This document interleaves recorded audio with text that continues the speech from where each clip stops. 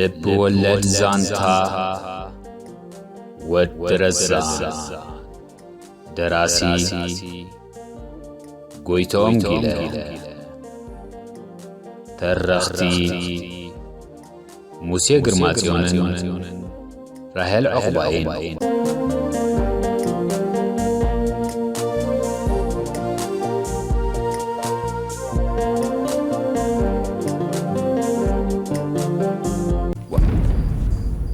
ዋታ ስማዕ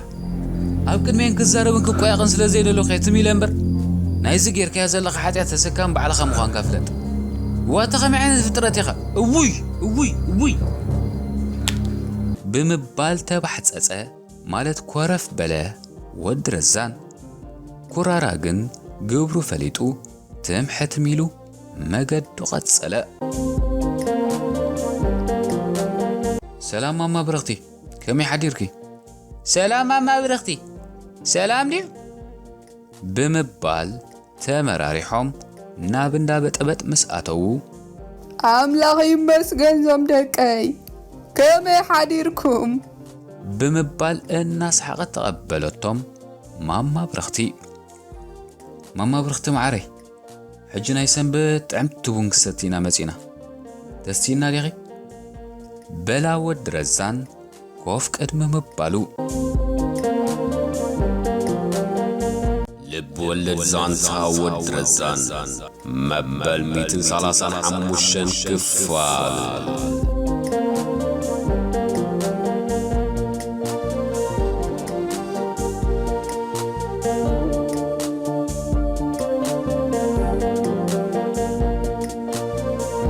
ወይለከይ ንደቀይ ዘየስተኹድ ኣነ መንከስቲ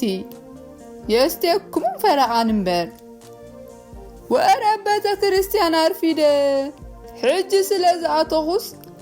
ንርእሰይ ለውን ክቐሉ እናበልኩም ኢኹም መጺኹም በለቶም ማማ ብረኽቲ ኣቑሑት ቡና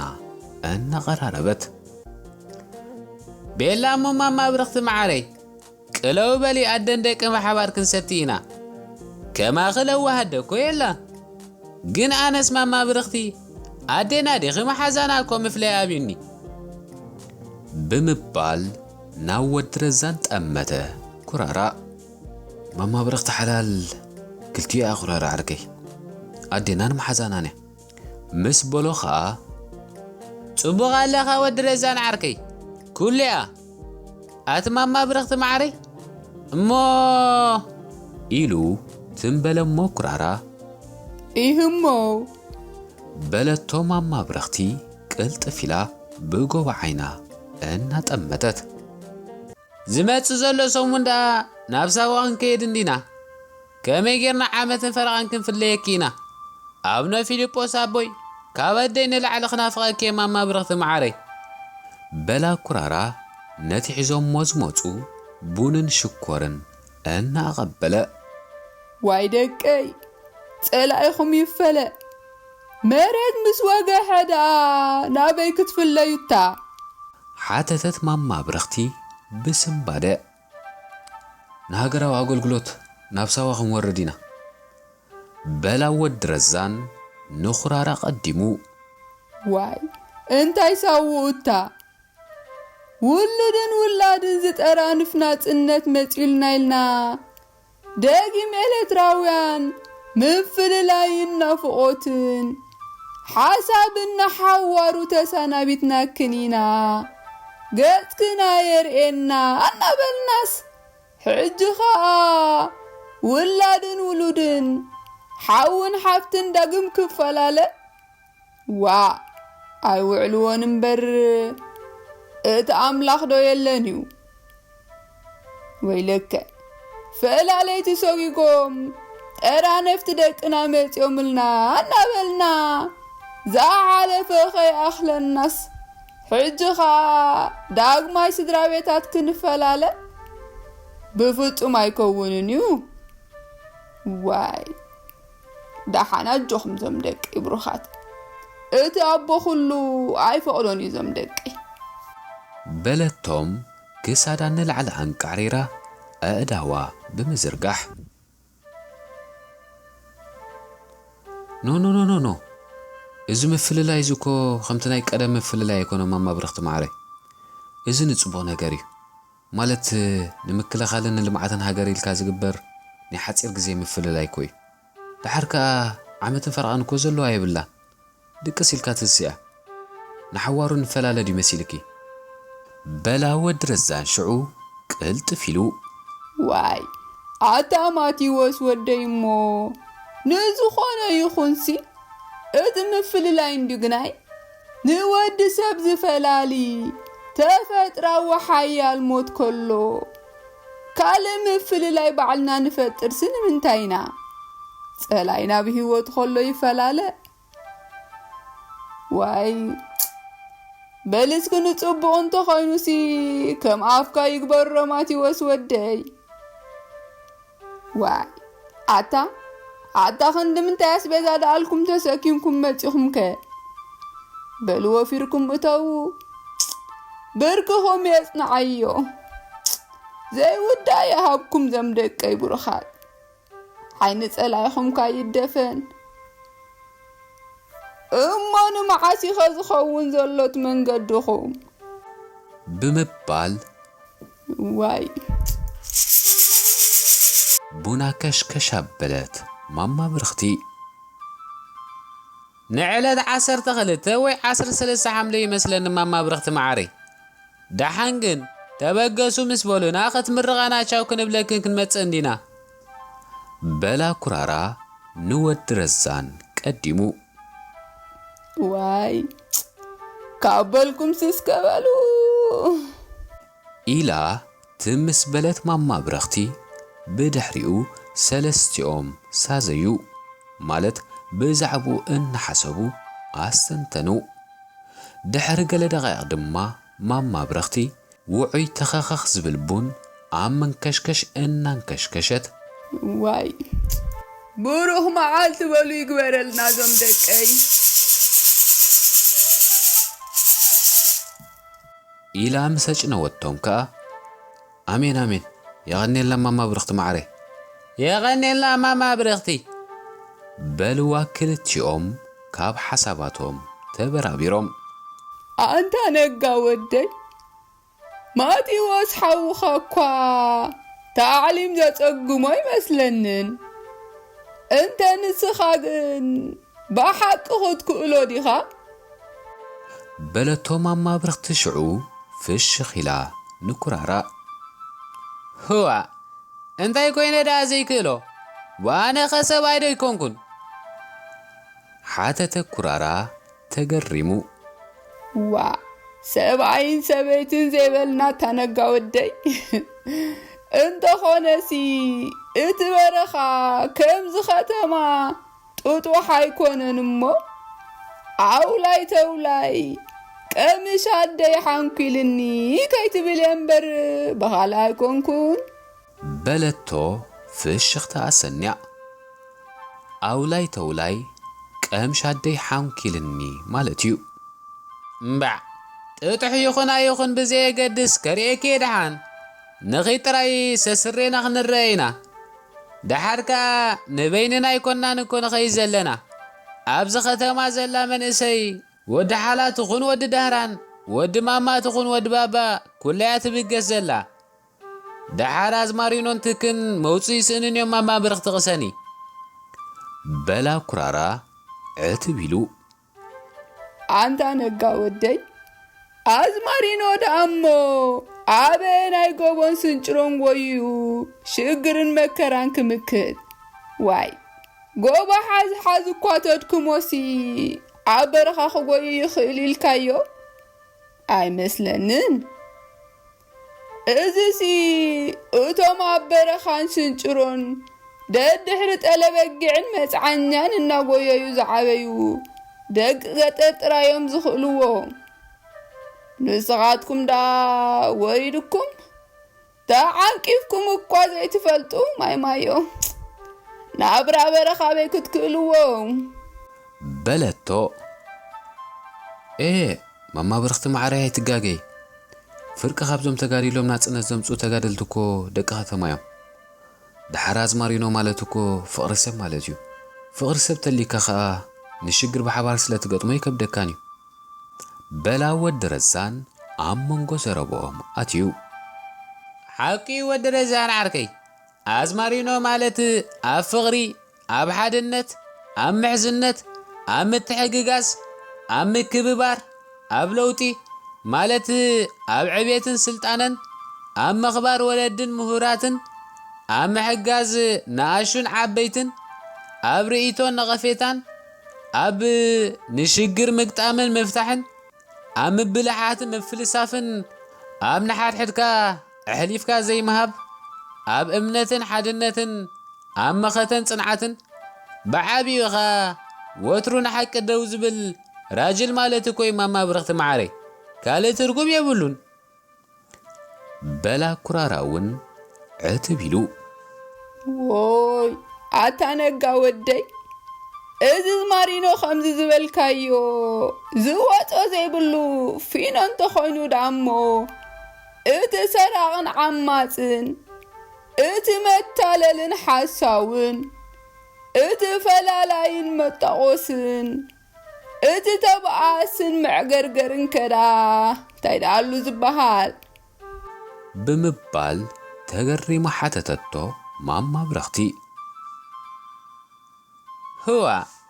ከምዚ ዓይነት ሰብ እንታይ ከም ዝበሃል ኣነ እውን ኣይፈልጥን ማማ ብረኽቲ መዓረይ ምናልባት ግን እቲ ብቐሊሉ ዝተባህሎ ዝኣምን ጌጉኡን ጉድለቱን ተኣረምካዮ ተጥቁዖ ዘለኻ ኮይኑ ስለ ዝስምዖ ናብ ምክልኻል ዝቀዳደም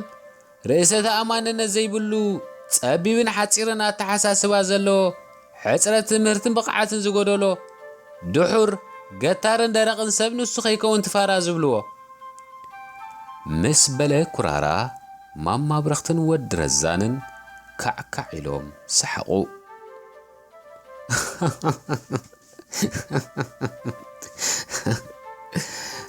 ሓቂ ኩራራ ዓርከይ ማማ ብረኽቲ መዓረይ ኣዝማሪኖ ማለት ንዝተጻልኡ ዘፋቕር ትዕበትናስ ካብታ ዘላቶ ዘካፍል ንወዲ ገዛውቱ ንሓውን ኣሕሊፉ ዘሂብ ካብ ሽግርን ጸበባን ብብልሓቱ ዘምልጥ ተባዕን ለዋህን ብዓማፅ ዘይታለል ዘይንብርከኽን ይናእስ ይዕበ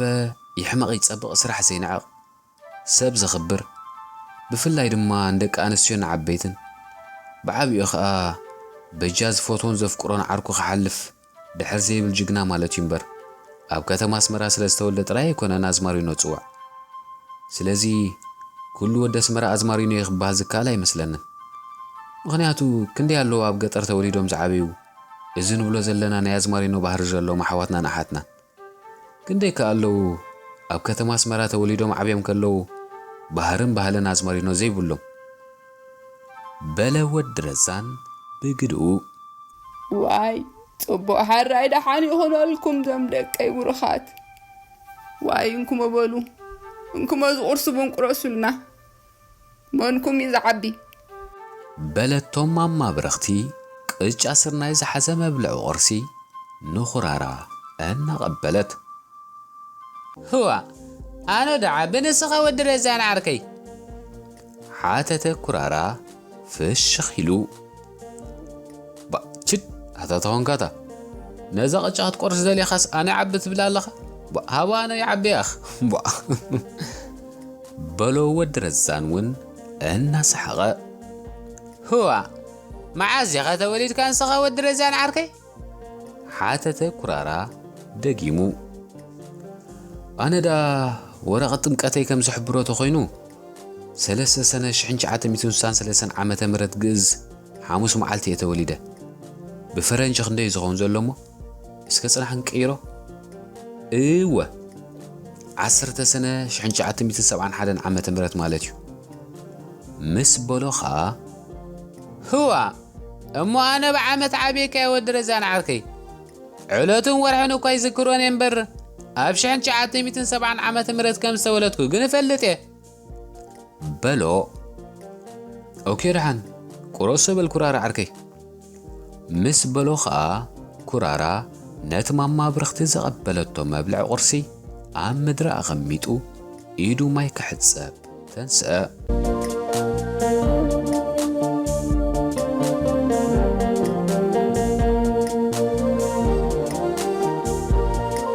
ሓዝበሉ ዞም ደቀይ ብምባል ሽዑ ኣወል ቡን ቀዲሓ ኣቐበለቶም ማማ ብረኽቲ ስምዕን ዶ ኸዓተክ ማማ ብረኽቲ ማዓረይ ቅድሚ ናጽነሲ ምምሕዳር ኪዳነ ምህረት ንዓኺ ከም ንህበኪ ቃልኣቲና ልክ ነርና ምሽ ክሳብ ሕጂ ግን 4 ዓመት ገይሩሎ ቓልና ኸይፈጸምና ተቐይምክልና ዶ ትኾኒ እምባ ምምሕዳር ናይዛ ኸተማ ኸመይ ኣሎ በላ ወዲ ረዛን ዕትቢሉ ኣየ ማቴዎስ ወደይ ምምሕዳር ደኣሞ ኣብ ኢድኩም ዘየለ ኸመይ ጌርኩም ክትህቡኒ መን ወሃብትን ከላትን ምስ ገበረኩም እሞ በለቶ ፍሽኽ ኢላ ህዋ እንታይ ኾይኑ ዘይሉ ምምሕዳር ኣብ ኢድ ህዝቢ እዩ ዘሎ ነዚ ኸረጋግጹልና ኢሎም እንዲኦም ጀጋኑና ሓሊፎም እምባዕ በላ ኩራራ ብቕጽበት ንወዲ ረዛን ቀዲሙ እዎ እሞ ግን መራሕትና ንምምራፅን ምርጫ ኸነካይድ ዕድል እንተዘይተዋሂብናሲ ምምሕዳር ኣብ ኢድና ከም ዘሎ ብኸመይ ክንፈልጥ ንኽእል ዳሓርካ ህዝብን ሃገርን ምምሕዳር እኮ ቀሊል ነገር ኣይኮነን ነጋወደይ ስለዚ ኣብ ውሽጢ 3-4 ዓመታት ጽቡቕን ሕማቕን ኣሎ ኢልካ ክትግምግሞ ይከኣልን እዩ ዞም ደቀይ እዚ ሕጂ ዘሎ ኻልኣይ መንግስቲ ኤረትራኻ ንኣካየድቲ ዝሓለፈ ቀዳማይ መንግስቲ ኤረትራ እንተተኸቲሉ ኣብዛ ሃገር ብሉፅ ምሕደራ ከም ዝህሉ ዘማታ ኣይኮነን በለቶም ህዋ ኣየናይ ማለት እዩ ቀዳማይ መንግስቲ ኤርትራ ማማ ብረኽቲ ብቕድሚ እዚ መንግስቲ ዶ ካልእ ናይ ቤና መንግስቲ ነይርዋ ኤርትራ ሃገርና በላ ኩራራ ህውኽ ኢሉ ቀልጢፎም ደኣ ኣፍሪሶሞ የፍርሶም እምበር ከመይ ዝበለ ስልጡን መንግስቲ እወ ነይርዋ ምምሕዳር እንግሊዝ 11 ዓመትን መንፍቕን ገዚኡና ብ17 መስከረም 1952 ዓመተ ምህረት ንንብረትና ኣዕንዩን ዘሪፉን ካብ ሃገርና ምስ ወፀኻ ምምሕዳር ሃገር ነቲ ብዕለት 11 መስከረም 1952 ዓመተ ምህረት ዝቆመ በኣቶ ተደላ ባይሩ ዝምራሕ ዝነበረ መንግስቲ ፌደሬሽን እዩ ኣረኪብዎ ኸይዱ በዝኻ እቲ ሽዑ ዝነበረ ቀዳማይ መንግስቲ ኤረትራ ምምሕዳሩ ካብ እንግሊዛውያን ከም ዘለዎ ስለ ዝወረሶ ኣዝዩ ግሉጹን ፍትሓውን ጽፉፉን ምሕደራ ይኽተል ምንባር እዩ ዝገልጽ ክደግመኩም ዶ ዞም ደቀይ በለቶም ኣብ መንጎ ዕላላ ጀበና ሒዛ ኩራራ በኣነሳ ኣኽለኒ ክብል ከሎ ወዲ ረዛን ግን ሕረድግምን ማማ ብረኽቲ ማዕረይ ስለ ዝበላ ኣወል ቡን ቀዲሓ ፍንጃሉ ኣቐበለቶ ከመይ ማለት ከይኸ ግን ጽፉፍ ምሕደራ ከመይ ድይኸውን ዘለዎ ማማ ብረኽቲ ማዕረይ ሓተተ ወዲ ረዛን ጽፉፍ ምሕደራ ደኣ ተሓታትነትን ግሉጽነትን ዘለዎ ንጉዳያትካ ብስሉጥን ብቑኑዕን መንገዲ ዘሳልጥ ማዓረ ተጠቃምነት ሃብቲ ሃገር ዘረጋግጽ መሰልን ግቡኡን ዜጋታቱ ዘኽብር ኣውራ ድማ ፍቕርን ሓልዮቱን ህዝቡ ዘለዎ ብሕጊ ዝምራሕ መንግስቲ ማለት እዩ ዘወደይ ምስ በለቶ ህዋ እዚ ደኣ እሞ እንታይ ፀገም ኣሎ እንህለንዶ መንግስትና ሕጂ ድሕሪ ናጽነት ተዓጢቑ ጀሚርዎ ቀስና በለኻ ከጽፍፎን ከዕብዮን እዩ በላ ኩራራ ኣብ መንጎ ብምእታው እወን እሱ ደኣ ጊዜን ትምህርትን የድልዮ እዩ بحد رفد دفتصم ነገር አይኮነን ክገርመኩም ብፍላይ ዘላው ቢዝብልዎ ሓለቓ ፖሊስ ናይ መንግስቲ ኤርትራ ዝነበረ ሰብኣይ ወይ ንበይኒ ነይሩ ዝኾነ ይኹን ሰብነቲ ብትሽዓተ ለካቲት 1951 ዓመተ ምህረት ኮሚሽነር ሕቡራት ሃገራት ኣብ ኤርትራ ኮይኑ ዝተመዘዘ ወድ ፖሊቪያ ኣምባሳደር አንዞማቴንዞ ዝነደፈቅዋ መንግስቲ ኤርትራ ማለት ነቲ ዝኾነ ሰብ ብዘይ ሕጋዊ ፍርድን ኣገባብን ክቅየድ ወይ ክእሰር ኣይፍቀድኒዩ ዝብል ሕጊ ተኸቲሉ ዝኸይድ ነይሩ ኣብ ግዚኡ ዝኾነ ይኹን ኣባል ፖሊስ ከምቲ ብድሕሪኡ ዝረኣናዮ ናይ ስራሕ ክዳኑ ለቢሱ ኣብ ጎደናን ኣብ እንዳመስተን ከምኡውን ኣብ ፈቆዶ ውራያት ክርከብ ወይ ክርአ ኣይፍቅድን ነይሩ ነታ ዲቪዝኡ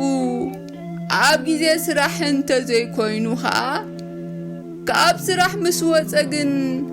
ወላ ንኽሸይን ለቢስዋ ንደገ ክወፅእ ኣይፍቅድን ነይሩ ካብ ግዜ ስራሕ ወፃኢ ክዳን ፖሊስ ለቢሱ ዝተረኸበ ሰብ ከዓ ደሞዙ ዝቁረፀሉ ነይሩ እቲ ምሕደራ ፖሊስ እንግሊዛውያን ናብ ዓዶም ሰዲዶምን ኣብዝን ስለዝመሃርዎ ክብሪ ስራሕ ጽፈትን ማለት ከም ጀነራል ተላዕቅቢት ኣብዛ ሃገር ቅድሚኡን ድሕሪኡን ኣይተራእየን ኣምሎ ሃገር ዝተፈጸመ ስራሓት ፖሊስ ኣብ ኣስመራ ኮይኑ መዓልታዊ ብጥብቂ ቆጻጸር ነይሩ በለቶም ብስምዒት ድምጽ ዓዋቢላ ሁዋ ግን ምሽ ኢትዮጵያ ወይ ሞትና በለ እንደለይትና ጽነት ኤርትራውያን የጋፍዕ ነይሩ እዮም ዝብሎ ሓተተወድ ረዛን ዋይ ምግፋዕ ዳበይ ከይገድፍ እሙን ዓስከር ተባሂሉ ካብ ጃንሆይ ወርቂ ሽጉጥ እኳ ተሸሊሙ መወዳቱ ዳ መቕተሊቱ ኮይና እምበር በለት ማማ ብረኽቲ ነታ ኣፈርኔሎ ሰኽቲታታ ዝነበረት ጀበናኣ በመሽረፈት እናንበድበደት ሪኽ ማማ ብረኽቲ ማዓረይ ኩሉ ግዜ ጓና ጓና እዩ ዳርጋ ብምሎም እቶም ኢትዮጵያ ወይ ሞት ዝብሉ ዝነበሩ ኤርትራውያን ኣብ መወዳእታ ግሒፎሞም እዮም ነቶም ናይ መጀመርያ ኤርትራውያን ጀነራላትካ ማለት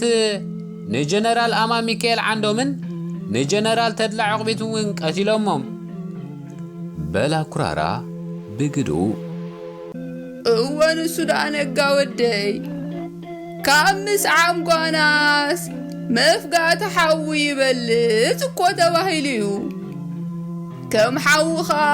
ዝመስልዎ የለንወ እንተኾነ ዝናን ክብርን ንጉስ ሃይለ ስላሴ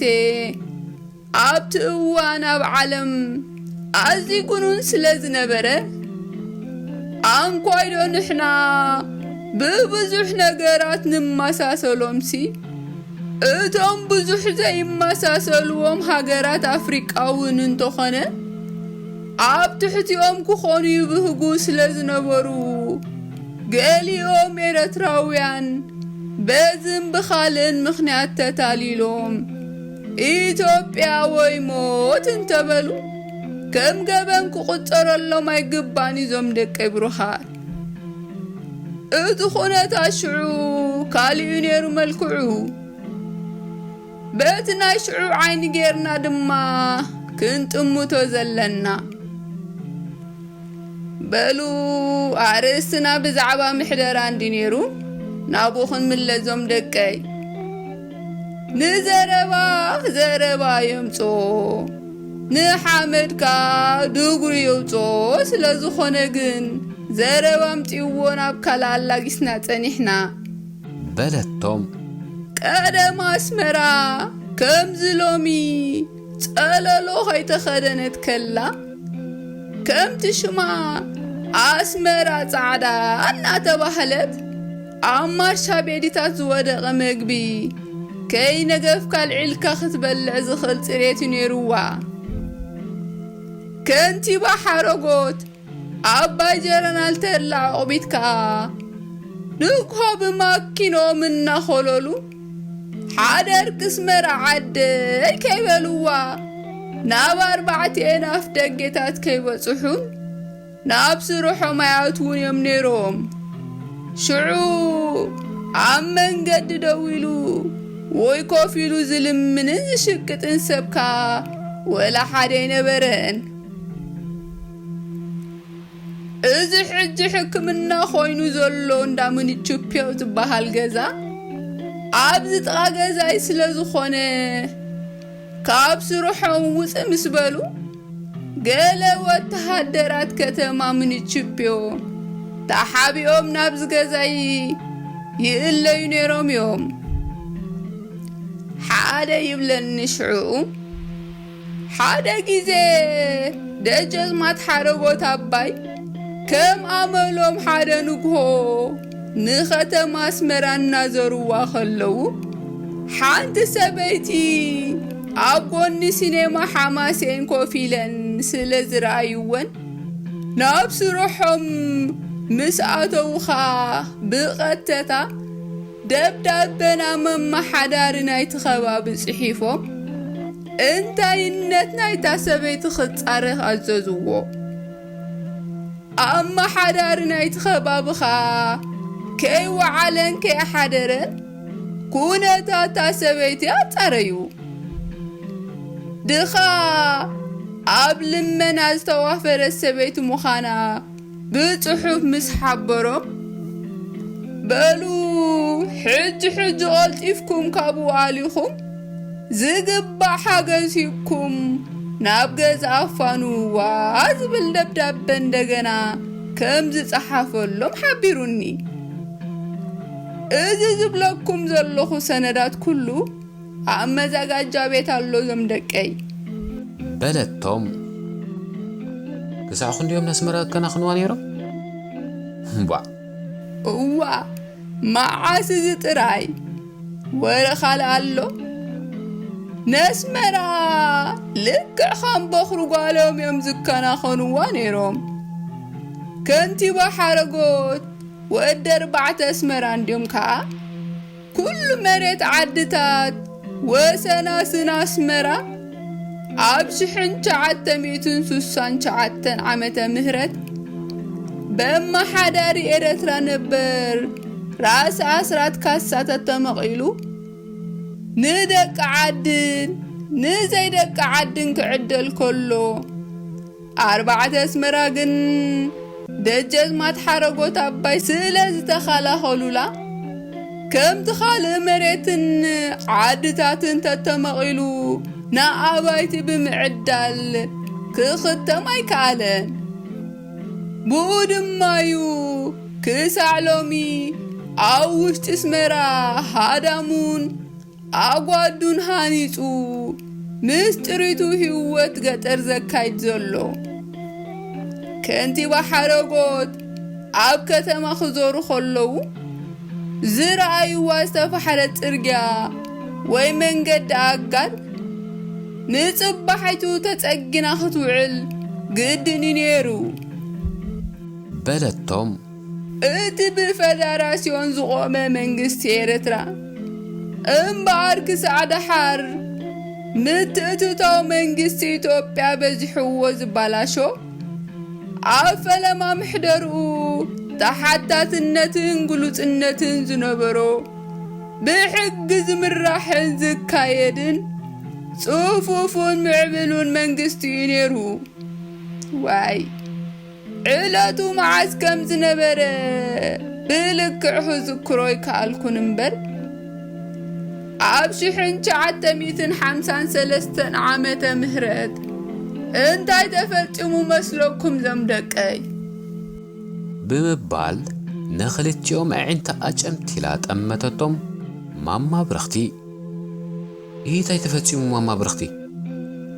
ምስ በልዋ ብሓባርካ ክገርመኩም ሽዑ ኣሰናዳእቲ ናይታ ኣብ ወርሒ መስከረም 1952 ሕትመታ ዝጀመረት ጋዜጣ ሓንቲ ኤርትራ ድሓር ደሃይ ኤርትራ ዝተባህለት ሰሙናዊት ጋዜጣ ዝነበሩ አቶ ኤልያስ ተኽሉን አቶ ሳልሕ መሐሙድን ዝተባህሉ ክልተ ኤርትራውያን ጋዜጠኛታት ብመንግስቲ ኤርትራ ተኸሲሶም ናብ ሕጊ ምስ ቀረቡ ዳኛ ላዕለዋይ ቤት ፍርዲ ጉዳዮም መርሚሩን አጽኒዑን ናጻ ብምባል ንኽሲ መንግስቲ ኤርትራ ውዱእ ስለ ዝገበሮ ስርሖም ቀጸሉ። እቲ ነቲ ቁኑዕ ፍርዲ ዝሰምዐ ህዝቢ ኤርትራ ሽዑ ብምስፋንን ብምኽባርን ስርዓት ሕጊ እምበረ መጠን ተሓጒሱ ኣብቲ ንፍርዱ ኣሜን ኢሉ ዝተቐበለ መንግስቲ ኤርትራ ዝነበሮ ክብርን ፍቕርን ዝያዳ ክቢሉ ንጋዜጣ ብሕቲ ኸዓ ካብታ ብሓያል ጋዜጠኛ አዝማች ገብረ ሚካኤል ግርሙ እናተሰናደት በመንግስት ኤርትራ ትሕተም ዝነበረት ጋዜጣ ኢትዮጵያ ንላዕሊ ንባቢ ማናጠሉ ላኸም ዝነበሩ ይዝከረኒ በለቶም እንታይ ትብሉ ጓሌ እሞ መንግስታት ኃይለ ሥላሴን ደርግን መጽኦም ንድሕሪት መሪሶም ናምበር አዚና ማዕውላቲና ነርና ማለት ኮይ ደሓንግም ማማ ብረኽቲ ማዕረይ